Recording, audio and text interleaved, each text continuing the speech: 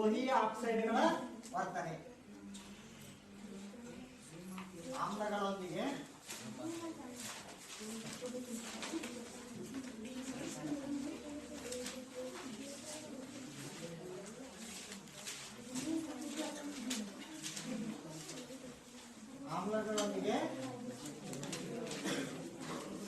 ಲೋಹೀಯ ಆಕ್ಸೈಡ್ಗಳ ವರ್ತನೆ. ನೋಡ್ರಿ, ಫಸ್ಟ್ ನಾವು ಏನದ ಅಂತಂದ್ರೆ ಲೋಹೀಯ ಆಕ್ಸೈಡ್ಗಳು ಅಂದ್ರೆ ಏನು ಅಂತ ತಿಳ್ಕೊಬೇಕು ನಾವು. ಲೋಹೀಯ ಆಕ್ಸೈಡ್ಗಳು ಅಂದ್ರೆ ಏನು, ಯಾವುದಕ್ಕೆ ನಾವು ಲೋಹೀಯ ಆಕ್ಸೈಡ್ಗಳು ಅಂತ ಹೇಳ್ತೀವಿ?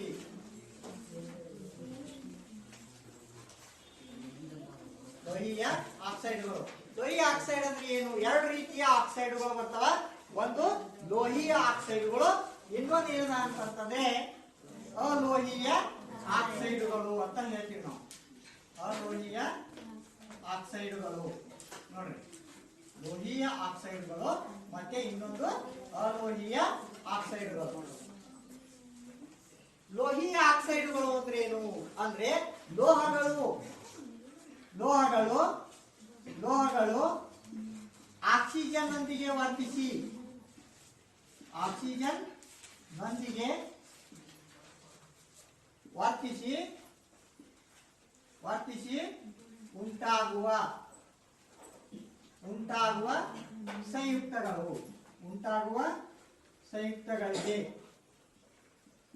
ಉಂಟಾಗುವ ಸಂಯುಕ್ತಗಳಿಗೆ ಏನಂತ ಕರೀತಾರೆ ಅಂದ್ರೆ ಲೋಹೀಯ ಆಕ್ಸೈಡ್ಗಳು ಅಂತ ಕರೀತಾರೆ.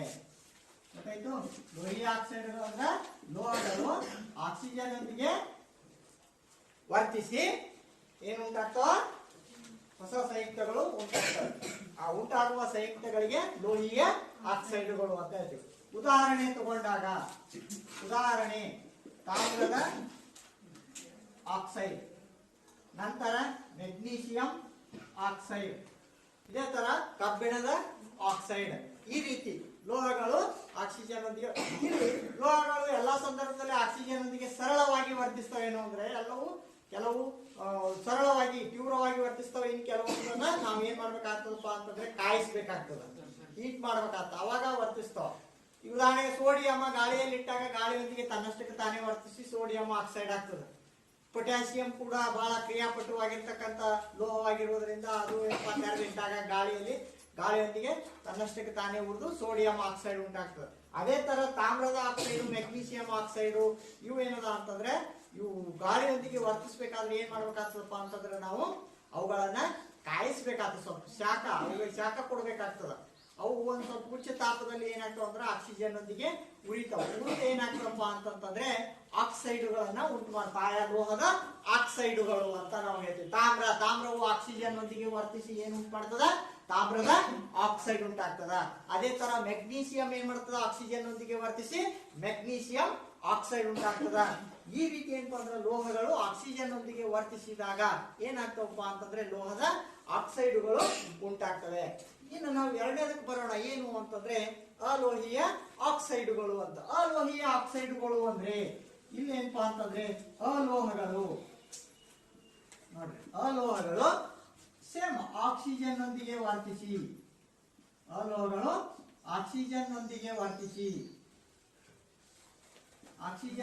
ವರ್ತಿಸಿ ಉಂಟಾಗುವ ಸಂಯುಕ್ತಗಳಿಗೆ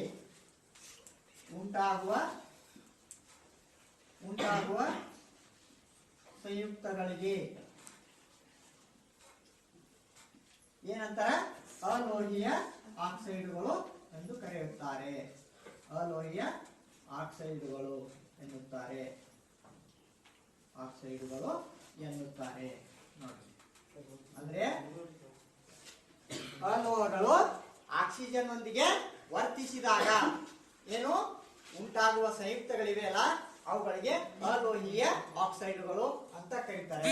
ಉದಾಹರಣೆಗಾಗಿ ನಾವು ತೆಗೆದುಕೊಂಡಾಗ ಕಾರ್ಬನ್ ಡೈಆಕ್ಸೈಡ್ ಇದೊಂದು ಅಲೋಹದ ಆಕ್ಸೈಡು. ಅದೇ ತರ ಸಲ್ಫರ್ ಡೈಆಕ್ಸೈಡ್ ಇದೊಂದು ಅಲೋಹೀಯ ಆಕ್ಸೈಡು.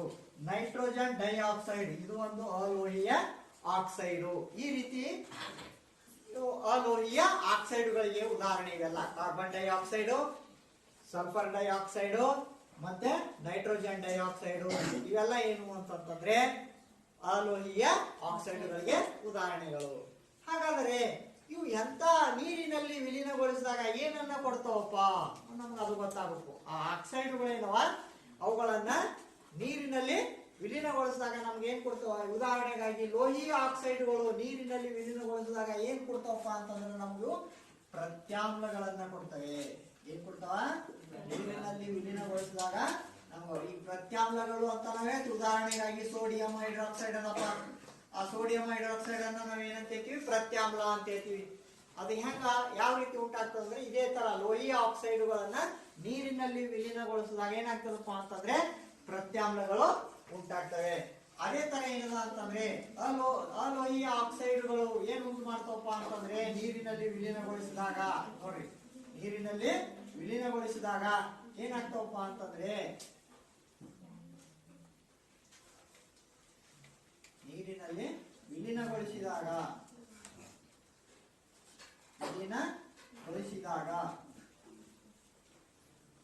ಎರಡನ್ನು ಲೋಹೀಯ ಆಕ್ಸೈಡ್ಗಳು ನೀರಿನಲ್ಲಿ ವಿಲೀನಗೊಳಿಸಿದಾಗ ಏನ್ ಉಂಟಾಗ್ತವ?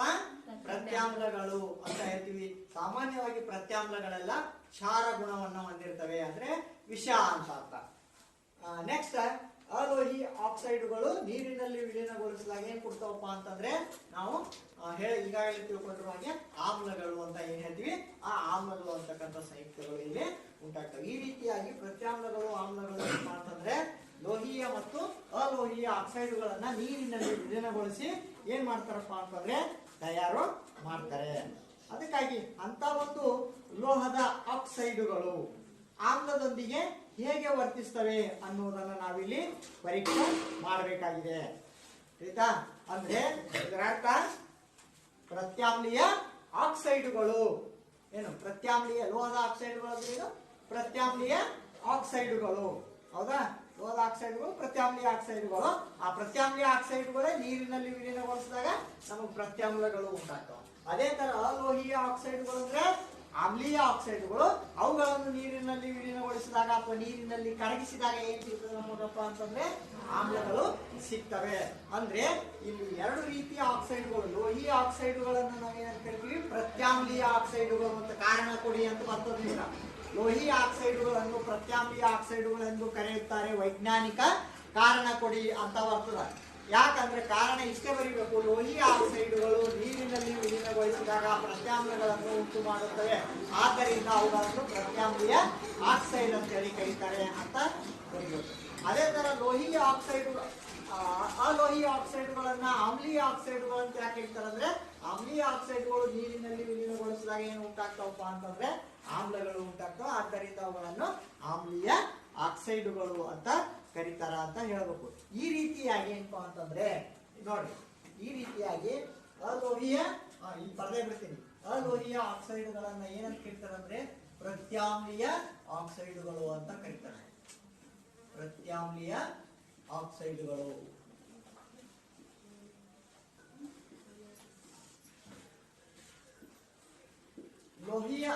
ಅಲೋಹೀಯ ಆಕ್ಸೈಡ್ಗಳನ್ನ ಏನಂತ ಕರೀತಾರೆ ಅಂದ್ರೆ ಆಮ್ಲೀಯ ಆಕ್ಸೈಡ್ಗಳು ಅಂತ ಕರೀತಾರೆ.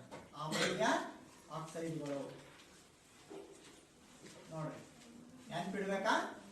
ಯಾವ ಪ್ರತ್ಯಾಮ್ಲೀಯ ಆಕ್ಸೈಡ್ಗಳು ಅಂತಾರ? ಲೋಹೀಯ ಆಕ್ಸೈಡ್ಗಳನ್ನ ನಾವು ಪ್ರತ್ಯಾಮ್ಲೀಯ ಆಕ್ಸೈಡ್ ಅಂತ ಕರಿತೀವಿ. ಯಾಕಂದ್ರೆ ಅವು ಪ್ರತ್ಯಾಮ್ಲಗಳು ಉಂಟು ಮಾಡ್ತಾವ ನೀರಿನಲ್ಲಿ ವಿಲೀನಗೊಳಿಸಿದಾಗ. ಅದೇ ತರ ಅಲೋಹೀಯ ಆಕ್ಸೈಡ್ಗಳನ್ನ ನಾವೇನಂತ ಕರಿತೀವಿ? ಆಮ್ಲೀಯ ಆಕ್ಸೈಡ್ಗಳು. ಯಾಕಂದ್ರೆ ಅವುಗಳು ನೀರಿನಲ್ಲಿ ವಿಲೀನಗೊಳಿಸಿದಾಗ ನಮ್ಗೆ ಏನ್ ಸಿಗ್ತದ? ಆಮ್ಲಗಳು ಸಿಗ್ತವೆ.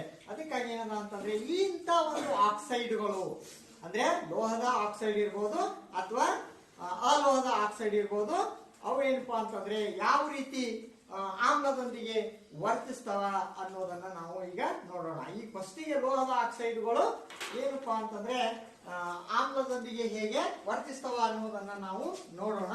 ಈಗ ಲೋಹದ ಆಕ್ಸೈಡ್ ಅಂತ ತಗೊಳ್ಬೇಕಾದ್ರೆ ಏನ್ ಮೊದಲು ನಾ ಲೋಹದ ಆಕ್ಸೈಡ್ ನಮ್ಮಲ್ಲಿ ಡೈರೆಕ್ಟ್ ಪುಡಿ ಇಲ್ಲ, ಅದ್ರ ಬದಲಾಗಿ ನಾ ಏನ್ ಮಾಡ್ತೀನಿ ಅಂತಂದ್ರೆ ಲೋಹದ ಆಕ್ಸೈಡ್ ಅನ್ನ ಪಡೆಯುವ ಸಲುವಾಗಿ ಏನ್ ಮಾಡ್ತೀನಿ, ನಾನು ಒಂದು ಸ್ವಲ್ಪ ರಿಬ್ಬನ್ ಅನ್ನ ತಗೊಳ್ತೀನಿ. ಏನ್ ರಿಬ್ಬನ್? ಈ ಒಂದು ಮ್ಯಾಗ್ನೀಷಿಯಂ ರಿಬ್ಬನ್ ಆಯ್ತಾ.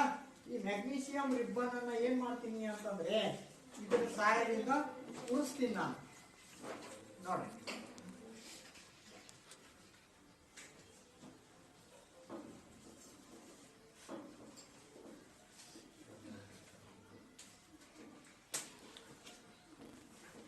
ನಾ ಏನ್ ಮಾಡ್ತೀನಿ ಅಂದ್ರೆ ಇಲ್ಲಿ ಮೆಗ್ನೀಷಿಯಂ ಅನ್ನ ಏನ್ ಮಾಡ್ತಾ ಇದೀನಿ ನಾನೀಗ ಏನ್ ಮಾಡ್ತಾ ಇದೀನಿ ಉಳಿಸ್ತಾ ಇದೀನಿ. ಉಳಿಸಿದಾಗ ಏನಾಗ್ತದ ಅದು ಗಾಳಿಯೊಂದಿಗೆ ವರ್ತಿಸ್ತದ ಹೌದಾ.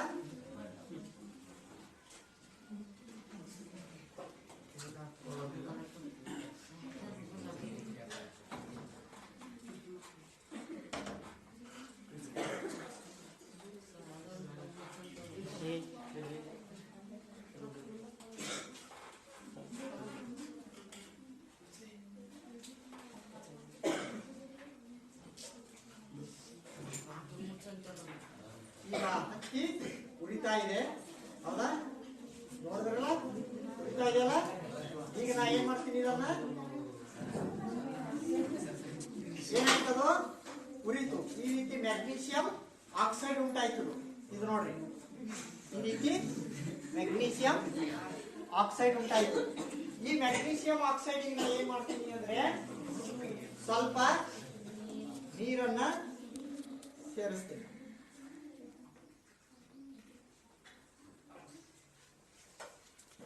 ನೀರನ್ನ ಸೇರಿಸಿ ಏನ್ ಮಾಡ್ತೀನಿ ಅಂತಂದ್ರೆ ನಾನು ಈ ರೀತಿ ಕಲಿಸ್ತೀನಿ. ಈಗ ನೋಡ್ರಿ ಮೆಗ್ನೀಷಿಯಂ ಆಕ್ಸೈಡ್ ಅನ್ನ ಮೆಗ್ನೀಷಿಯಂ ಅನ್ನ ಗಾಳಿಯೊಂದಿಗೆ ಉಳಿಸಿ ನಾನು ಉಳಿಸಿ ಏನ್ ಮಾಡೀನಿ ಈ ರೀತಿ ನೀರಿನಲ್ಲಿ ಏನ್ ಮಾಡ್ತಾ ಇದ್ದೀನಿ ಅದನ್ನ ವಿಲೀನಗೊಳಿಸಿನಿ ಹೌದಾ. ವಿಲೀನಗೊಳಿಸಿದಾಗ ಈಗ ಏನ್ ಉಂಟಾಗಿರ್ತದ ಅನ್ನೋದನ್ನ ನಾವು ನೋಡೋಣ. ಇಲ್ಲಿ ಫಸ್ಟ್ ಇದನ್ನ ನಾವು ಇದರೊಂದಿಗೆ ಲಿಟ್ಮಸ್ ಪೇಪರ್ ಸಹಾಯದಿಂದ ನೋಡೋಣ. ನಾನು ಏನ್ ಮಾಡ್ತೀನಿ ನೀಲಿ ಲಿಟ್ಮಸ್ ಪೇಪರ್ ಅನ್ನ ತಗೊಳ್ತೀನಿ ಹೌದಾ. ತಗೊಂಡು ಏನ್ ಮಾಡ್ತೀನಿ ಅಂದ್ರೆ ಇಲ್ಲ ಹೌದಾ, ನೀಲಿ ಲಿಟ್ಮಸ್ ಏನು ಬದಲಾವಣೆ ಆಗಿಲ್ಲ. ಈಗ ನಾ ಏನ್ ಮಾಡ್ತೀನಿ ಒಂದು ಕೆಂಪು ಲಿಟ್ಮಸ್ ಅನ್ನ ತಗೊಳ್ತೀನಿ.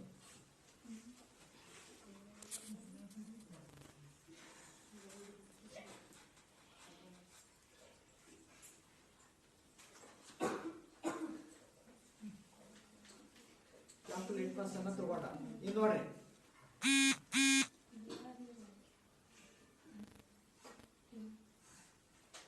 ಕೆಂಪು ಲಿಟ್ಮಸ್ ಅನ್ನ ತಗೊಂಡಿನಿ.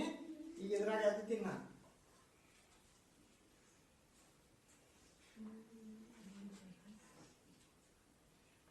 ಏನೋ ಬಣ್ಣ ಸ್ವಲ್ಪ ಬದಲಾವಣೆ ಆಗ್ತಾ ಇದೆ. ಆಗ್ಯದ ನೀಲಿ ಬಣ್ಣಕ್ಕ ಪರಿವರ್ತನೆ ಆಗ್ತಾ ಇದೆ. ಸ್ವಲ್ಪ ಇಡಬೇಕದು ಅಂದ್ರೆ ಇದು ಉಂಟಾಗಿರುವಂತದ್ದು ಯಾವುದು ಪ್ರತ್ಯಾಮ್ಲ ಅಂತ ಮೆಗ್ನೀಷಿಯಂ ಹೈಡ್ರಾಕ್ಸೈಡ್ ಉಂಟಾಗ್ತದೆ.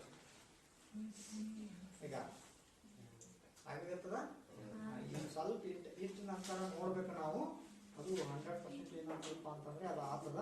ನಾವು ಇನ್ನೊಂದ್ ಸರ್ತಿ ಏನ್ ಮಾಡ್ಬೇಕು ಇನ್ನೊಂದ್ ಸ್ವಲ್ಪ ನಾನು ಮೆಗ್ನೀಷಿಯಂ ತಂತಿಯನ್ನ ಉರಿಸ್ತೀನಿ ರಿಬ್ಬನ್ ಅನ್ನ ಉರಿಸ್ತೀನಿ. ಯಾಕಂದ್ರೆ ಅದು ಇನ್ನೊಂದ್ ಸರ್ತಿ ಆಮ್ಲದ ಜೊತೆ ಯಾವ ರೀತಿ ವರ್ತಿಸ್ಬೇಕಾಗ್ಯದ ಇನ್ನೊಂದ್ ಸರ್ತಿ ನೋಡ್ಬೇಕಾಗ್ಯದ ಹೌದಲ್ಲ. ಮೆಗ್ನೀಷಿಯಂ ಅನ್ನ ಇನ್ನೊಂದ್ ಸರ್ತಿ ನಾನು ಏನ್ ಮಾಡ್ತಾ ಇದ್ದೀನಿ ಅಂದ್ರೆ ಉರಿಸ್ತಾ ಇದ್ದೀನಿ. ಯಾಕಂದ್ರೆ ಮೆಗ್ನೀಷಿಯಂ ಆಕ್ಸೈಡ್ ಅದು ಪ್ರತ್ಯಾಮ್ಲೀಯ ಆಕ್ಸೈಡ್ ಅನ್ನೋದು ನಮ್ಗೆ ಗೊತ್ತಿದೆ. ಅದಕ್ಕಾಗಿ ಈ ರೀತಿ ಏನ್ ಮಾಡ್ತಾ ಇದ್ದೀನಿ ಅಂತಂದ್ರೆ ನಾನು ಇನ್ನೊಮ್ಮೆ ಉರಿಸ್ತಾ ಇದ್ದೀನಿ. ಉರಿಸಿದಾಗ ನಂಗೆ ಇದು ಸಿಕ್ತಪ್ಪ ಮೆಗ್ನೀಷಿಯಂ ಆಕ್ಸೈಡ್. ಈಗ ನಾ ಏನ್ ಮಾಡ್ತೀನಿ ಅಂದ್ರೆ ಇದಕ್ಕ ಸ್ವಲ್ಪ ಆಮ್ಲವನ್ನ ಸೇರಿಸ್ತೀನಿ.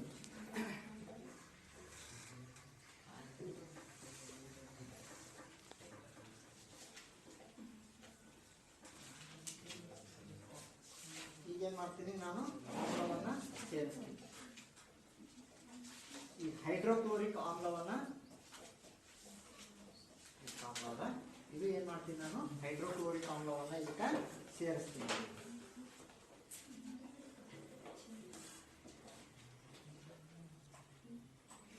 ಇದಕ್ಕೇನ್ ಮಾಡ್ತೀನಿ ನಾನು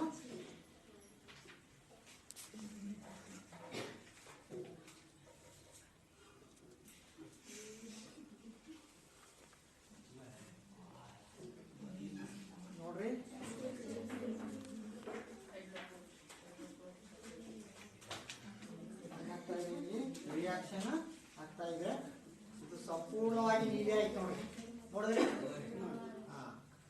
ಸಂಪೂರ್ಣವಾಗಿದ್ದು ನೀವೇ ಆಯ್ತು. ಅಂದ್ರೆ ಅದು ಉಂಟಾಗಿರುವಂತದ್ದು ಪ್ರತ್ಯಾಮ್ಲ. ಕೆಂಪಿದ್ದು ನೀಲಿ ಆಗ್ತಕ್ಕಂಥದ್ದು ಪ್ರತ್ಯಾಮ್ಲ. ಈ ರೀತಿ ಏನದ ಅಂತಂದ್ರೆ ಇಲ್ಲಿ ರಿಯಾಕ್ಷನ್ ನಡೆದು ಹೋಗ್ತದೆ. ನಡೆದು ಹೋದಾಗ ಇಲ್ಲಿ ಏನು ಅಂತಂದ್ರೆ ಸ್ವಲ್ಪ ಈ ತರನಾದಂತ ಬಣ್ಣ ಇಲ್ಲಿ ಬರ್ತದೆ ನೋಡಿ.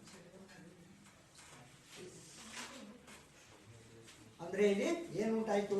Magnesium chloride. ಹೈಡ್ರೋಕ್ಲೋರಿಕ್ ಆಮ್ಲದ ಜೊತೆ ಮೆಗ್ನೀಷಿಯಂ ಆಕ್ಸೈಡ್ ಉಂಟಾಯ್ತು. ಅವಾಗ ಏನಾಗ್ತದೆ ಅಂತಂದ್ರೆ ಮೆಗ್ನೀಷಿಯಂ ಕ್ಲೋರೈಡ್ ಉಂಟಾಯ್ತು. ಅಲ್ಲಿ ಪುಸ್ತಕದಲ್ಲಿ ಏನ್ ಮಾಡಿದ್ದಾರೆ ಅಂದ್ರೆ ತಾಮ್ರದ ಆಕ್ಸೈಡ್ ಅನ್ನ ತಗೊಂಡ್ರೆ ಅದ್ರ ಬದಲಾಗಿ ನಾ ಏನ್ ಮಾಡೀನಿ ಅಂತಂದ್ರೆ ಮೆಗ್ನೀಷಿಯಂ ಆಕ್ಸೈಡ್ ಅನ್ನ ತಗೊಂಡಿನಿ. ಅದನ್ನ ಏನ್ ಮಾಡೀನಿ ಅಂತಂದ್ರೆ ಆಮ್ಲದ ಜೊತೆ ವರ್ತಿಸುವಂತೆ ಮಾಡೀನಿ. ಅಂದ್ರೆ ಇಲ್ಲಿ ಏನ್ ಉಂಟಾಯ್ತು ಅಂತಂದ್ರೆ ಮೆಗ್ನೀಷಿಯಂ ಕ್ಲೋರೈಡ್ ಉಂಟಾಯ್ತು, ಅಂದ್ರೆ ಲವಣ ಉಂಟಾಯ್ತು. Magnesium chloride ಅನ್ನೋದೇನು? ಲವಣ. ಆಯ್ತಾ ನೋಡ್ರಿ. ಅಂದ್ರೆ ಲೋಹೀಯ ಆಕ್ಸೈಡುಗಳು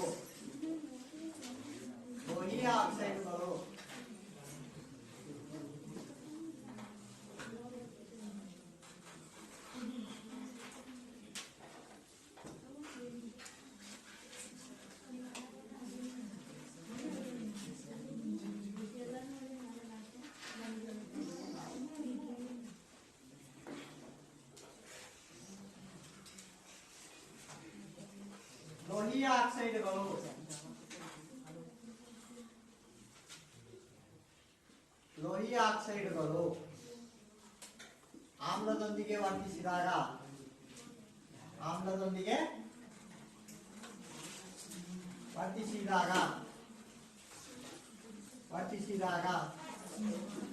ಏನು ಮಾಡ್ತವ? ಲವಣ ಮತ್ತು ನೀರನ್ನು ಏನಾಗ್ತವಪ್ಪ ಅಂತಂದ್ರೆ ನೀರು ಉಂಟಾಗ್ತದೆ. ಲವಣ ಮತ್ತು ನೀರನ್ನು ಉಂಟು ಮಾಡುತ್ತವೆ. ಲವಣ ಮತ್ತು ನೀರು ಉಂಟು ಮಾಡುತ್ತವೆ. ಅಂದ್ರೆ ಇಲ್ಲಿ ನಾ ಏನ್ ಮಾಡೀನಿ ಅಂದ್ರೆ ಮೆಗ್ನೀಷಿಯಂ ಆಕ್ಸೈಡ್ ಅನ್ನ ತಗೊಂಡಿನಿ ಪ್ಲಸ್ HCl ಅನ್ನ ತಗೊಂಡಿನಿ. ಇವೆರಡು ವರ್ತಿಸಿದಾಗ ಏನಾಗ್ತದ? Magnesium hydroxide. ಇದು ಒಂದು ಮೆಗ್ನೀಷಿಯಂ ಕ್ಲೋರೈಡ್ Cl2. ಇದು ಲವಣ. ಮೆಗ್ನೀಷಿಯಂ ಕ್ಲೋರೈಡ್ ಉಂಟಾಗ್ತದೆ. ಮತ್ತ ಪ್ಲಸ್ H2O ನೀರು ಉಂಟಾಗ್ತದೆ. ಏನು ಉಂಟಾಗ್ತದೆ? ನೀರು ಉಂಟಾಗ್ತದೆ. ಗೊತ್ತಾಯ್ತು? ಈ ರೀತಿ ನೋಡಿ, ನಾನು ಅಲ್ಲಿ ಪುಸ್ತಕದಲ್ಲಿ ತಾಮ್ರದ ಆಕ್ಸೈಡ್ ತಗೊಂಡು, ನಮ್ಮ ತಾಮ್ರದ ಆಕ್ಸೈಡ್ ಇಲ್ಲ ಅಂತ ಕಾರಣಕ್ಕೆ ಏನ್ ಮಾಡಿ ನಾನು ಮೆಗ್ನೀಷಿಯಂ ಅನ್ನ ಗಾಳಿಯೊಂದಿಗೆ ಉರಿಸಿನಿ. ಮೆಗ್ನೀಷಿಯಂ ಆಕ್ಸೈಡ್ ಅನ್ನ, ಅದು ಮೆಗ್ನೀಷಿಯಂ ಆಕ್ಸೈಡ್ ಉಂಟಾಯ್ತು. ಆ ಆಕ್ಸೈಡ್ ಲೋಹೀಯ ಆಕ್ಸೈಡ್ ನಾವು ಟೆಸ್ಟ್ ಮಾಡಬೇಕಾಗಿರುವಂತದ್ದೇನು? ಲೋಹೀಯ ಆಕ್ಸೈಡ್ ಒಂದಿಗೆ. ಅದು ಯಾವ್ದಾದ್ರು ಆಕ್ಸೈಡ್ ಇರುತ್ತೆ. ಮೆಗ್ನೀಷಿಯಂ ಆಕ್ಸೈಡ್ ಇಲ್ಲಿ, ತಾಮ್ರದ ಆಕ್ಸೈಡ್ ಇಲ್ಲಿ. ಇದು ಮೆಗ್ನೀಷಿಯಂ ಆಕ್ಸೈಡ್ ಇದೇನಪ್ಪಾ ಅಂತಂದ್ರೆ ಲೋಹೀಯ ಆಕ್ಸೈಡ್.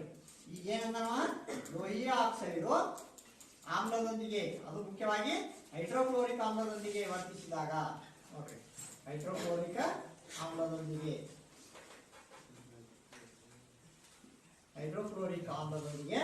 ವರ್ತಿಸಿದಾಗ ಏನು ಉಂಟಾಗ್ಯದ?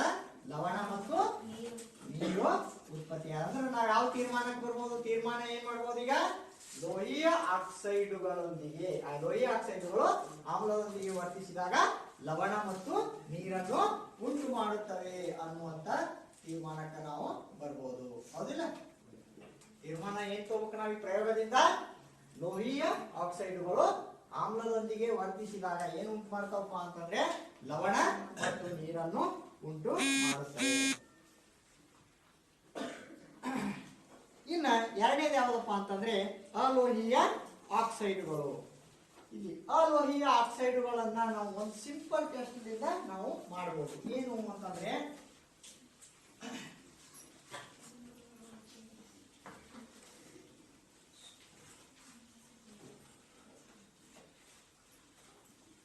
ಅಲೋಹೀಯ ಆಕ್ಸೈಡುಗಳು ಪ್ರತ್ಯಾಮ್ಲಗಳೊಂದಿಗೆ ಹೇಗೆ ವರ್ತಿಸ್ತವೆ? ಈಗ ಅಲೋಹೀಯ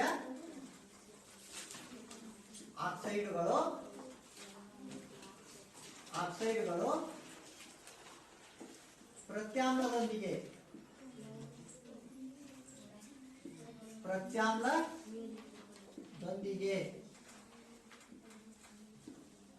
ವರ್ತನೆ. ಪ್ರತ್ಯಾಮ್ಲದೊಂದಿಗೆ ಅಲೋಹಿಯ ಆಕ್ಸೈಡುಗಳೊಂದಿಗೆ ಅಥವಾ ಅಲೋಹಿಯ ಆಕ್ಸೈಡ್ಗಳು ಪ್ರತ್ಯಾಮ್ಲದೊಂದಿಗೆ ಹೇಗೆ ವರ್ತಿಸ್ತವೆ ಅನ್ನೋದನ್ನು ನಾವಿಲ್ಲಿ ನೋಡ್ಬೋದು. ಈಗ ಅಲೋಹಿಯ ಆಕ್ಸೈಡ್ ಅಂದ್ರೆ ಯಾವತ್ತು ಹೋಗ್ಬೋದು ನಾವು ಅಂದ್ರೆ ಕಾರ್ಬನ್ ಡೈಆಕ್ಸೈಡ್.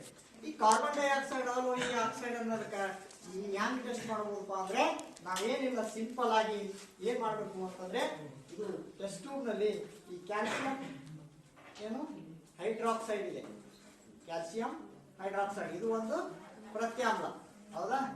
ಈಗ ಇದನ್ನ ನಾ ಏನ್ ಮಾಡ್ತೀನಿ ಅಂತಂದ್ರೆ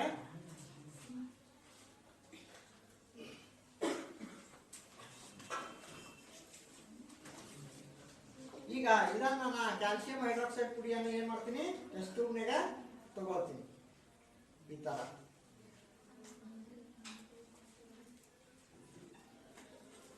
ಇದನ್ನ ನಾ ಏನ್ ಮಾಡ್ತೀನಿ ಅಂತಂದ್ರೆ ಸೊಲ್ಯೂಷನ್ ರೂಪಕ್ಕೆ ಪರಿವರ್ತನೆ ಮಾಡ್ತೀನಿ, ಹೌದಾ? ಈ ತರ ಸೊಲ್ಯೂಷನ್ ರೂಪಕ್ಕೆ ಪರಿವರ್ತನೆ ಮಾಡ್ಕೊತೀನಿ.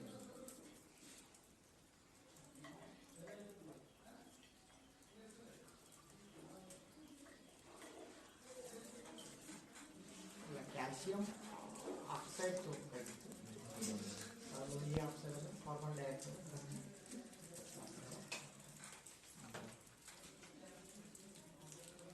ಈ ಪ್ರತ್ಯಾಮ್ಲ ಅಂದ್ರೆ ಯಾವತ್ತು ಅಂತಂದ್ರೆ ಸೋಡಿಯಂ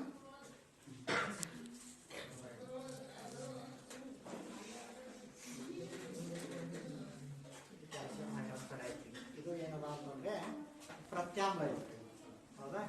ಈಗ ಏನದ ಅಂತಂದ್ರೆ ನಾವು ಇದಕ್ಕ ಏನ್ ಮಾಡಬೇಕು, ಅಲೋಹಿಯ ಆಕ್ಸೈಡ್ ಅನ್ನ ಸೇರಿಸಬೇಕು. ಉದಾಹರಣೆಗಾಗಿ ಕಾರ್ಬನ್ ಡೈಆಕ್ಸೈಡ್. ಈಗ ಕಾರ್ಬನ್ ಡೈಆಕ್ಸೈಡ್ ಅನ್ನು ಸೇರಿಸೋದು ಹೇಗೆ ಅಂದ್ರೆ ಸಿಂಪಲ್ ಆಗಿ ಒಂದು ಸ್ಟ್ರಾ ಇದೆ,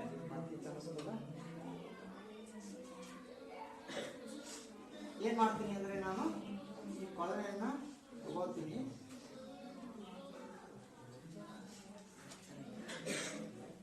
ತಗೊಂಡು ಏನ್ ಮಾಡ್ತೀನಿ ಅಂತಂದ್ರೆ ಇದನ್ನ ಊದುತ್ತೀನಿ. ನಾನು ಊದಿದಾಗ ಏನಾಗ್ತದ ಕಾರ್ಬನ್ ಡೈಆಕ್ಸೈಡ್ ಅಲ್ಲಿ ಬಿಡುಗಡೆ ಆಗ್ತದೆ ನನ್ನ ಬಾಯಿಂದ. ಈ ಪೂರ್ತಿ ಇದು ಕಾರ್ಬನ್ ಡೈಆಕ್ಸೈಡ್ ಇದು ಒಳಗೆ ಬರ್ತದೆ, ಹೆಂಗಾಗ್ತದ ಅಂದ್ರೆ ಹಾಲಿನ ತರ ಆಗ್ತದೆ.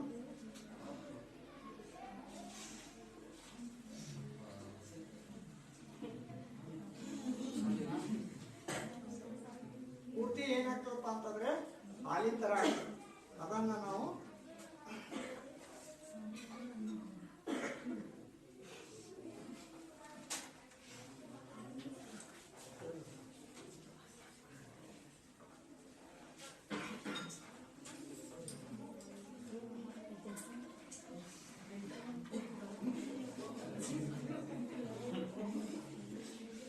ಆಯ್ತು, ಆಯ್ತಲ್ಲ, ಪೂರ್ತಿ ಹಾಲಿನ ತರ ಆಯ್ತಲ್ಲ. ಅಂದ್ರೆ ಇಲ್ಲಿ ಏನಾಗಿರ್ತದಪ್ಪ ಅಂತಂದ್ರ ಕಾರ್ಬನ್ ಡೈಆಕ್ಸೈಡ್ ಇದ್ರ ಮಿಕ್ಸ್ ಆಯ್ತು ಅಂತಂದ್ರ ಏನಾಗ್ತದ,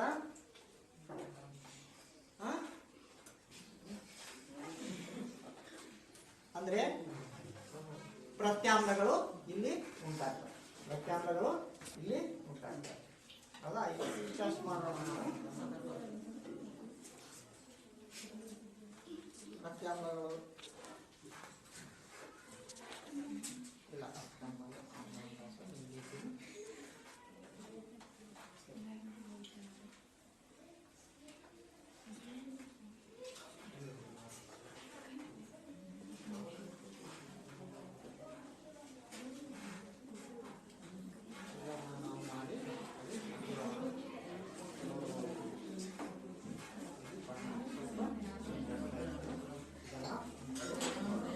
ಈ ರೀತಿ ನಾವು ಟೆಸ್ಟ್ ಮಾಡಿದ್ವಿ. ಇನ್ನು ನಾನು ನಿನ್ನೆ ಒಂದು ಹೇಳಿದಪ್ಪ, ಏನು ಅಂತಂದ್ರೆ ಎಲೆಕ್ಟ್ರಿಸಿಟಿ ಚೆಕ್ ಮಾಡೋ ಸಲಕ್ಕೆ ಅಂದ್ರೆ ವಾಹಕತೆ, ಯಾವ ದ್ರಾವಣಗಳು ವಾಹಕ ಗುಣವನ್ನ ಹೊಂದಿರ್ತಾವ ಅಂತೇಳಿ ಅದನ್ನ ತೊಗೊಂಬಂದು ತಂದಿರಿ.